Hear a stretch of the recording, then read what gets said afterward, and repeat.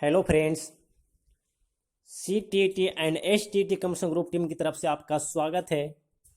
दोस्तों, आज हम आपके लिए लेकर के आए हैं STT एवं क्लास 9th के बच्चों के लिए हिस्ट्री इतिहास का एक्सरसाइज 6 वन्य समाज और उपनिवेशवाद।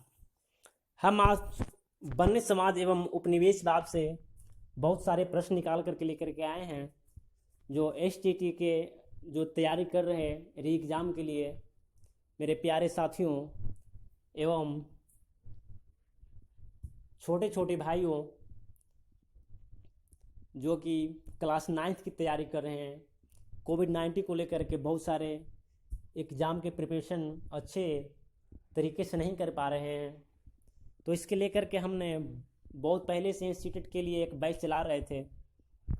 उसके बाद हम स्टेट के लिए तैयारी स्टेट के लिए भी बैच स्टार्ट किए हैं।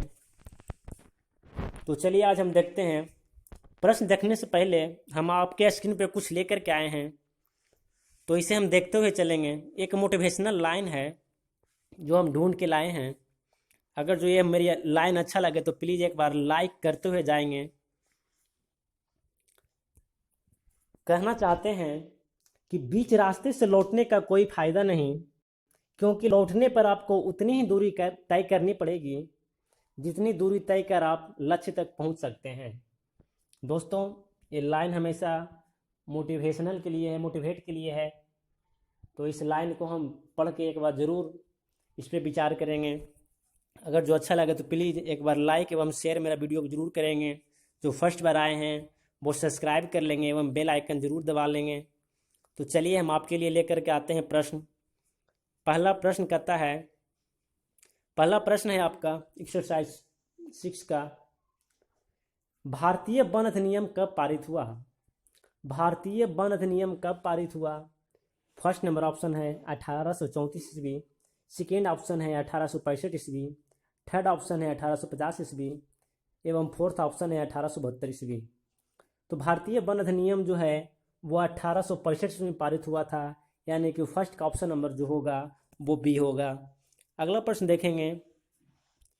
अगला प्रश्न कहता है कि तिलका मांझी का जन्म कब हुआ था? तिलका मांझी का जन्म कब हुआ था? 1774 ईस्वी, 1750 ईस्वी, 1850 ईस्वी या 1755 ईस्वी। तो तिलका मांझी का जो जन्म हुआ था वो 1750 ईस्वी में हुआ था, यानी कि 2 का भी ऑप्शन नंबर बी होगा। अगला प्रश्न कहता है कि कौन सा नाम आदिवासियों के लिए प्रयुक्त नहीं होता है? कौन सा ऐसा नाम है जो आदिवासियों के लिए प्रयुक्त नहीं होता है? वो ऑप्शन दिया हुआ है, आपका आंसर भी दिख गया। तो इसका जो दिक्कू जो है वो आदिवासियों के लिए प्रयुक्त नहीं होता है। अगला प्रश्न कहता है जनजातियों की सर्वाधिक आबादी कहाँ है? जनजातियों की सर्वाधिक आबादी कहाँ मिलती है? अफ्रीका में या भारत में या नेपाल में या चीन में? तो जनजातियों की सर्वाधिक जो आबादी है वो अफ्रीका में है और सेकेंड में भारत है। सबसे ज़्यादा जो सर्वाधिक आबादी जो अफ्रीका में मिलती है, सेकेंड नंबर में भारत में आदिवासी मिलती है। इसका ऑप्शन नंबर ए होगा आंसर, अफ्रीका। कहता आदिवासी किसे कहते हैं? तो भारतीय प्रायद्वीपीय के मूल निवासियों को आदिवासी हम कहते हैं। जैसे कि विश्व में सर्वाधिक आदिवासी अफ्रीका में पाया जाता है, निवास करता है। पूरे विश्व में जो है वो अफ्रीका में पाया जाता है सबसे ज़्यादा, और उसके बाद दूसरे नंबर पे है जो सर्वाधिक संख्या में भारत में है। और भारत में सबसे बड़ी जनजाति जो है वो है भील, गोंड और फिर संथाल है। आगे भी ये प्रश्न मिलेंगे इससे, इसलिए देखते हुए चलेंगे, स्क्रीनशॉट ले लेंगे। अगला प्रश्न कहता है छत्तीसगढ़ राज्य का गठन कब हुआ? छत्तीसगढ़ राज्य का गठन कब हुआ? ऑप्शन नंबर सी 1 नवंबर 2000 ईस्वी में। ऑप्शन नंबर सी 1 नवंबर 2000 ईस्वी में छत्तीसगढ़ का गठन हुआ। दोस्तों, ये जो वीडियो है STT एवं क्लास 9th के STT का है। अगर जो ये वीडियो आपको अच्छा लग रहा है तो प्लीज़ एक बार लाइक कर दें, क्योंकि आपकी लाइक से ही हमें एनर्जी मिलती है, हमारी टीम को एनर्जी मिलती है। अगला प्रश्न है अंग्रेजों पर हथियार उठाने वाला पहला संथाली कौन था? अंग्रेजों पर हथियार उठाने वाला पहला संथाली तिलका मांझी, सिद्धू, बिरसा मुंडा या कान्हू थे।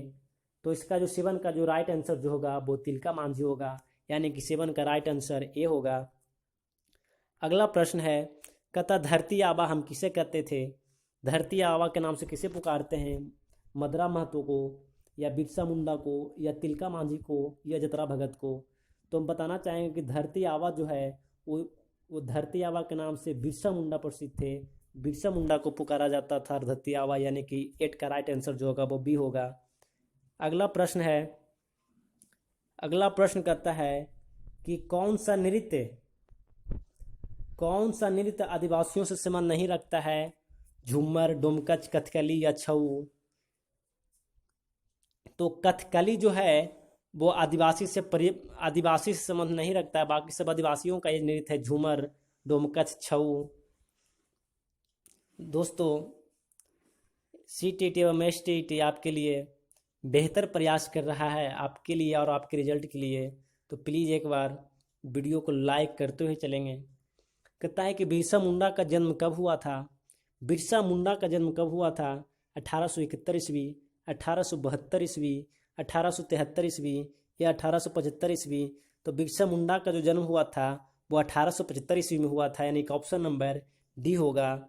बिरसा मुंडा का जन्म 15 नवंबर 1875 को पलामू जिले के तमाड़ के निकट उलीहातू नामक गांव में हुआ था। उनके पिता का नाम सुगना मुंडा और उनके माता का नाम कदमी था। अगला है कि तमार विद्रोह कब हुआ था? तमार विद्रोह कब हुआ था? तो तमार विद्रोह 1789 ईस्वी में हुआ था। तमार विद्रोह कब हुआ था? 1789 ईस्वी में हुआ था। अगला प्रश्न कहता है, आपको ऑप्शन भी दिख जाता है, अगली बार से ऑप्शन ही हटा देंगे। कहता है चेरो जनजाति कहाँ की रहने वाली थी? चेरो जनजाति जो थी वो कहाँ की रहने वाली थी? रांची की, पटना की, भागलपुर की या पलामू की? तो चेरो जनजाति जो है वो पलामू की रहने वाली थी, यानी कि 12 का ऑप्शन नंबर डी होगा। अगला ऑप्शन कहता है कि भूमि विद्रोह कब हुआ था? भूमि विद्रोह कब हुआ था? तो भूमि विद्रोह जो हुआ था वो 1832 ईस्वी में हुआ था, भूमि विद्रोह। अगला कहता है कि सरहुल पर्व कौन मनाते थे? सरहुल पर्व कौन मनाते थे? ओराव, कोल, मीना या मुंडा? तो सरहुल पर्व जो है वो मनाते थे मुंडा लोग, यानी कि 14 का राइट आंसर जो होगा वो डी होगा।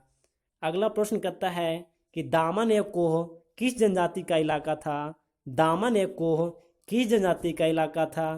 कोल का, संथाल का, भील का या मुंडा का? तो दामन ए कोह जो है वो संथाल जनजाति का इलाका था, दामन एवं कोह।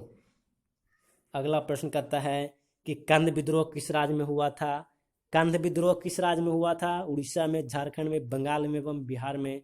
तो कंद विद्रोह जो हुआ था वो उड़ीसा में हुआ था, यानी कि 16 का राइट आंसर जो होगा वो ए होगा। अगला प्रश्न कहता है कि चक्र बिसोई किस विद्रोह से संबंधित था? चक्र बिसोई किस विद्रोह से संबंधित था? तो चक्र विद्रोही, चुआर विद्रोह, कंद विद्रोह, तमार विद्रोह एवं चेरो विद्रोह? तो चक्र बिसोई जो था वो कंद विद्रोह से, यानी किस तरह का राइट आंसर जो होगा वो बी होगा। अगला प्रश्न देखेंगे 18 नंबर प्रश्न कहता है कि बिरसा मुंडा की मृत्यु कब हुई थी? तो 9 जून 1900 को किस तरह से हुई बिरसा मुंडा की मृत्यु? लड़ते हुए, गोली लगने से, सीढ़ियों से गिरकर या हैजा की बीमारी से? तो बिरसा मुंडा की जो मृत्यु हुई थी वो हुई थी हैजा की बीमारी से, यानी कि ऑप्शन नंबर डी होगा। कब हुई थी? तो 9 जून 1900 को। आप इसमें 2 प्रश्न बन रहा है, आप प्रश्न को देखते हुए चलेंगे। अगला प्रश्न कहता है कि चुआर विद्रोह कब हुआ था? आपको हमेशा ऑप्शन आंसर दिख जाता है, हमेशा आपको आंसर ही दिख जाता है, आप मार लेते हैं आंसर में। चुआर विद्रोह कब हुआ था? तो चुआर विद्रोह 1798 ईस्वी में हुआ था।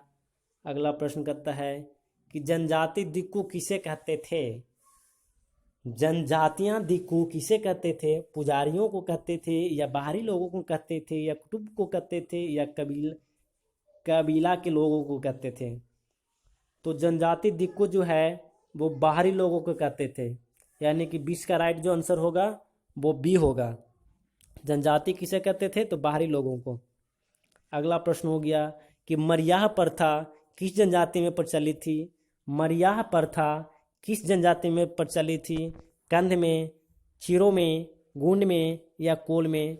तो मरियाह जो प्रथा था वो था, मरियाह प्रथा कंध में था, यानी ऑप्शन नंबर ए होगा, मरियाह प्रथा कंध में।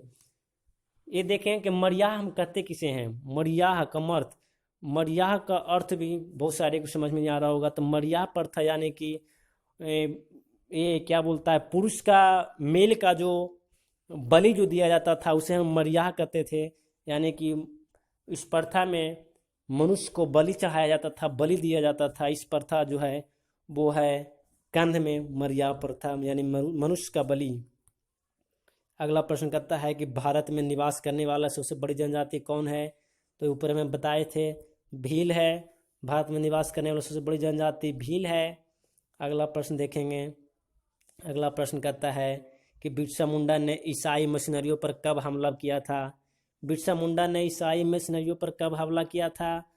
25 दिसंबर 1889 ईस्वी, 24 दिसंबर 1889, 25 दिसंबर 1899, 25 दिसंबर 1900 या 8 जनवरी 1980। इसका जो राइट जो आंसर होगा वो होगा 25 दिसंबर। 25 दिसंबर 1800 जो है 1899 ईस्वी। ज़्यादा जूम हो चुका है।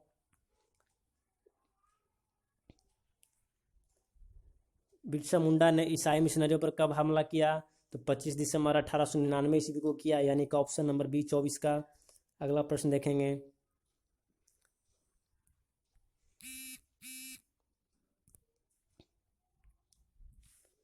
दोस्तों आज का ये लास्ट प्रश्न है। हम अगली बार से आपको 50 प्रश्न करवाएंगे।